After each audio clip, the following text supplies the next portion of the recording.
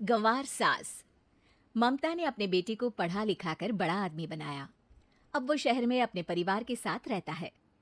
एक दिन ममता का बेटा रोहन अपनी पत्नी आलिया से कहता है, अरे आलिया, सुनो, माँ अब से गांव में नहीं रहेगी।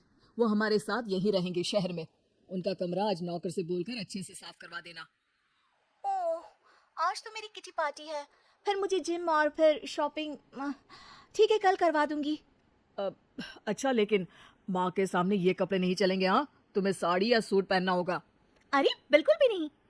मेरे मम्मी पापा ने इतना पैसा लगाकर शादी इसलिए नहीं की थी कि मैं अपनी मर्जी के कपड़े पहन ओढ़ भी ना सकूं। अरे चलो, गुस्सा मत हो, लेकिन कुछ दिन तो माँ की खुशी के लिए कर सकती हो ना। लेकिन आलिया मानती नहीं। माँ आती है सिंपल सी साड़ी, झोला और चप्पल पहनकर। अरे रोहन, मैं इनके साथ कैसे रहूंगी? मेरी फ्रेंड्स क्या कहेंगी? ये तो पूरी गंवार लग रही है। आलिया, माँ गांव में रहती थी इसलिए ऐसी हैं। तुम आज ही माँ के साथ जाकर उनकी पसंद की शॉपिंग करवा देना। इनके साथ घर के अंदर रहना मुश्किल है, बाहर तो मैं कभी भी ना जाऊं।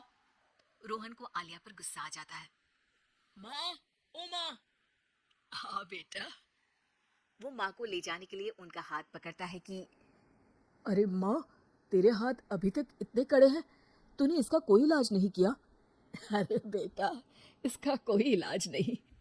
वैसे भी मुझे कोई शर्म नहीं कि मेरे हाथ मुलायम नहीं है, क्योंकि इन्हीं हाथों से मेहनत कर मैंने तुझे बनाया है बेटा।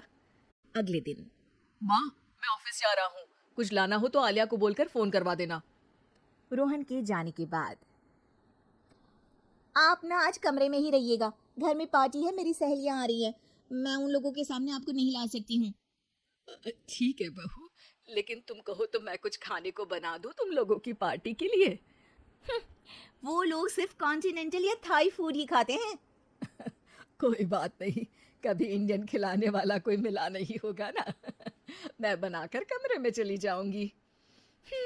जैसे आपकी मर्जी। आलिया के घर उसकी दोस्त आती हैं, पार्टी होती है। अरे वाह आलिया, ये क्या है खाने में? बड़ा ही स्वादिष्ट है यार, इसकी रेसिपी मुझे चाहिए। हाँ, और ये दाल, ओ माय गॉड, मैंने तो किसी 5 स्टार में भी ऐसी दाल नहीं खाई है। यार तू कुक को यहाँ बुलाना। अब आलिया घबरा जाती है। हाँ हाँ हाँ, क्यों नहीं। माँ जी जरा बाहर आइए। आलिया की सास सिंपल सी साड़ी और गांव के अंदाज में आती है। अरे बहू, क्या हुआ? खाना पसंद नहीं आया क्या? बहू? अरे ये गांव से दिखने वाली औरत तुम्हें बहू क्यों बोल रही है?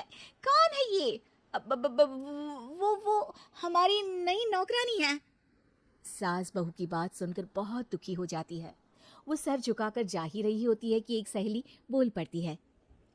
अरे कहाँ जा रही हैं माँ जी? वो उठकर उनके पैर छूती है। जीती रहो बेटा।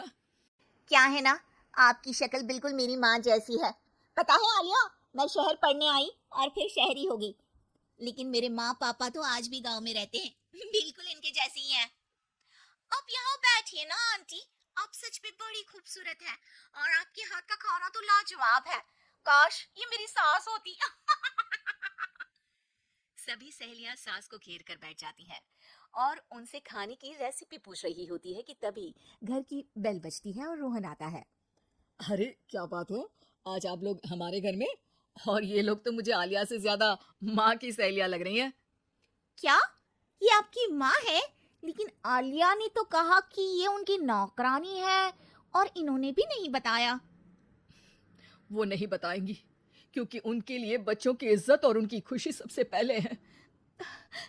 मुझे माफ कर दो, मुझे इन्हें तुम लोगों से मिलवाने में शर्म आ रही थी कि तुम लोग क्या कहती।